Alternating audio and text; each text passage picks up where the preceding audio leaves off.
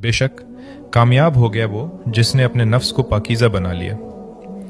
मैंने ये आयत पहली बार उस वक्त पढ़ी जब मैं खुद से थक चुका था, जब मुझे अपने ही नफ्स से शिकायत थी, जब बार बार तौबा करने के बावजूद मैं बार बार वही गलतियां कर रहा था, और जब मुझे लगने लगा था कि शायद मैं कभी वैसा नहीं बन सकूंगा जैसा बनना चाहता था। फिर मेरी नज़र सूरत शम्स पर पड़ी।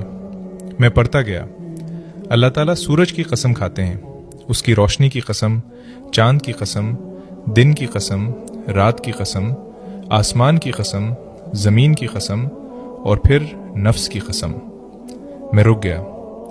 मेरे दिल में सवाल आया, या अल्लाह, इतनी किस्में क्यों?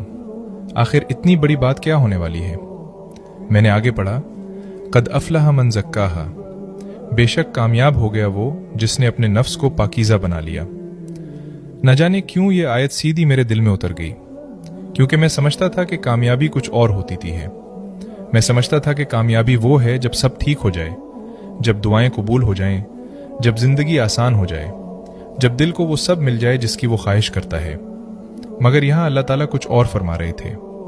वो ये नहीं फरमा रहे थे कि कामयाब वो है जिसने दुनिया जीत ली, बल्कि फरमा रहे थे कि कामयाब वो है जिसने अपने नफ्स को जीत लिया। मैं खामोश हो गया, क्योंकि दुनिया से लड़ना शायद आसान है, मगर अपने नफ्स से लड़ना बहुत मुश्किल है। वो नफ्स जो हर बार गुनाह को खूबसूरत बना देता है, जो हर बार कहता है बस एक बार और, बस इतना तो चलता है, सभी तो करते हैं, और फिर इंसान आहिस्ता आहिस्ता अपने रब से दूर होने लगता है। मुझे पहली बार एहसास हुआ कि मेरी असल जंग लोगों से नहीं थी, हालात से नहीं थी, किस्मत से नहीं थी। मेरी असल जंग मेरे अपने नफ्स से थी। वो नफ्स जो कभी तकब्बुर करता है, कभी हसद करता है, कभी नाराज होता है, कभी ख्वाहिशात के पीछे भागता है, और कभी अल्लाह को भूल जाता है। फिर मैंने अगली आयत पढ़ी, वक़द ख़ाब मन दस्साहा, और नामुराद हो गया वो जिसने अपने नफ्स को आलूदा कर लिया।